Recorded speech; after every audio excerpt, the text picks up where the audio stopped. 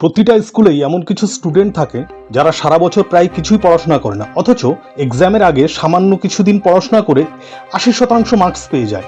এবং এমন কিছু স্টুডেন্ট দেখতে পাবেন যারা প্রতিদিন নিয়মিত সারা বছর 10 ঘন্টা পড়াশোনা করবার পরও মোটামুটি রেজাল্ট করতে পারে। তাদের রেজাল্ট সন্তোষজনক হয় না। কখনো মনে হয়নি কি এমন কারণ যার জন্য কেউ সারা বছর পড়াশোনা করেও ভালো রেজাল্ট করতে পারে না, আবার অন্যদিকে কেউ সামান্য কিছুদিন পড়েই দারুণ রেজাল্ট করতে পারে। এটা এমন একটা পদ্ধতি যার মাধ্যমে অল্প সময় পড়েও অনেকটা পড়া সম্ভব, এবং সেটা বিজ্ঞানসম্মত হবে। এটাকে বলে স্মার্ট ওয়ে ফর স্টাডি। এই পদ্ধতিতে পড়াশোনা করে আমরা অল্প সময় অনেকটা পড়তে পারবো এবং এক্সামে ভালো রেজাল্ট করতে পারবো। প্রথম পদ্ধতি যেটা আলোচনা করব সেটা হচ্ছে গোল্ডেন আওয়ার্স রুল। আমরা যখন সকালে ঘুম থেকে ওঠার পর প্রথম 1 থেকে 2 ঘন্টা যারা পড়াশোনা করে তাদের জন্য এটা খুবই গুরুত্বপূর্ণ। এটাকে বলে গোল্ডেন আওয়ার।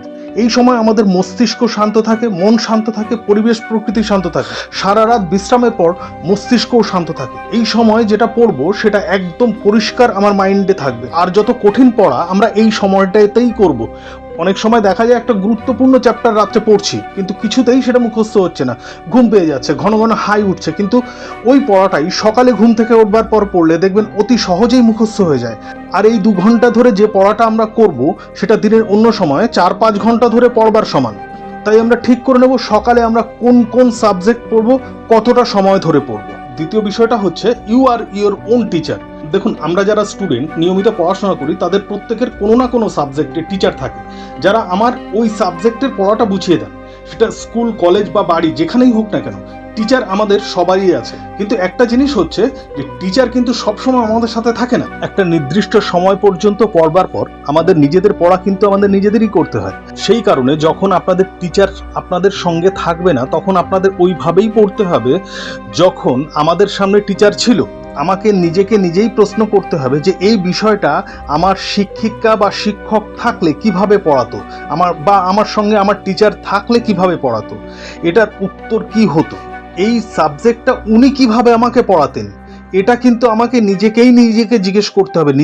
নিজের কাছে প্রশ্ন থাকবে আমার, ওই টিচার থাকাকালীন আমাকে এই সাবজেক্টটা উনি কিভাবে পড়াতেন, উনি কিভাবে প্রশ্ন করতেন, বা আমি যে সাবজেক্টটা পড়ছি সেই সাবজেক্টের প্রশ্ন পরীক্ষায় কিভাবে আসতে পারে এবং কোন কোন প্রশ্নগুলো আসতে পারে।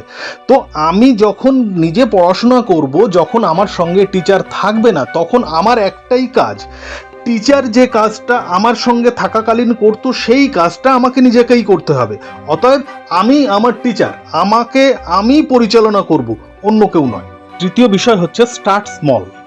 ছোট দিয়ে শুরু করুন। প্রথমেই বড় কিছু করতে যাবেন না। আপনি রোজ 1 ঘন্টা পড়েন, একদিন ঠিক করলেন আজ থেকে 10 থেকে 12 ঘন্টা পড়বো, বা আজ পুরো বইটা মুখস্থ করে ফেলবো। না, এটা করতে যাবেন না। ছোট ছোট করে পড়াগুলোকে ভাগ করে ফেলুন অল্প সময়ের স্লটে। অনেকে শুরুতে 8-9 ঘন্টা ধরে পড়ে, যেটা কয়েকদিন পরে কমতে থাকে। আস্তে আস্তে সেটা কম হয়ে যায়। একটা সময় আসে যখন আলস্য আসে, পড়তে ইচ্ছা করে না, আস্তে আস্তে সময়টা কিন্তু কমতে থাকে। সে কারণে আমরা আস্তে আস্তে এগোবো। প্রথম দিন 1 ঘন্টা পড়ুন, 4টে সাবজেক্ট পড়ুন, 15 মিনিট করে পড়ুন।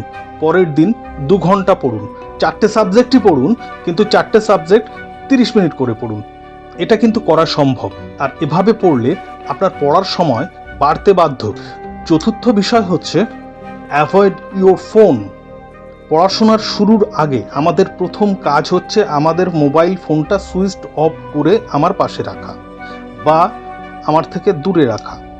পড়তে পড়তে কোনো অবস্থাতেই ফোন ব্যবহার করা যাবে না, কারণ একবার যদি কোনো কারণে আপনি ওই ফোনের ভেতরে ঢুকে যান তাহলে ওখান থেকে আর বের হতে পারবেন না।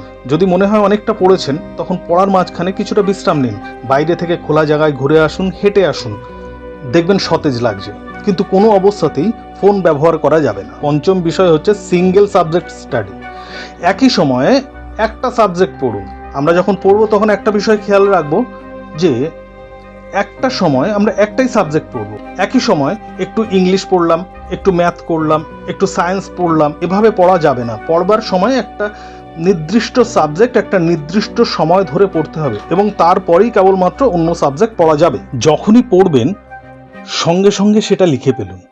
পড়ার সাথে সাথে লিখে নিলে অতি সহজেই সেটা আমাদের মস্তিষ্কে গেঁথে যায়। আর যদি সেই পড়াটা তবুও মুখস্থ না হয়, তবে পড়ার মাঝখানে কিছুটা বিশ্রাম নিয়ে আবার ওই সাবজেক্টটা পড়ুন এবং পড়বার পরে লিখে ফেলুন। দেখবেন পড়া কিন্তু ঠিকই মুখস্থ হবে এবং কম সময়ে।